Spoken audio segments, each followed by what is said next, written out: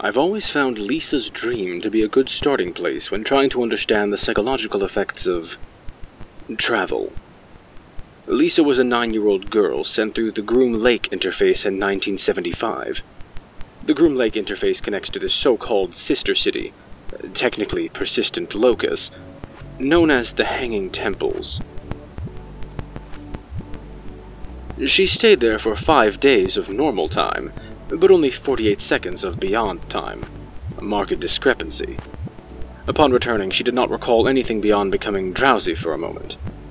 She slept well that night, and in the morning she recounted a dream to the doctors, before dying later in the day. The following is a direct transcript of the audio from her interview. It was spring, and it had been raining all day, but the rain stopped just before it was going to be sunset, so all the clouds were purply, and the sky was really orange, and the grass was all wet with rain, and there were fireflies around, like all in the sky, way up in the sky, big ones. And me and my grandma went out to these hills way out past the edge of town, and under the hills there were people sleeping. Not in caves, they were buried under the hills. The people were asleep, but they were hugging each other.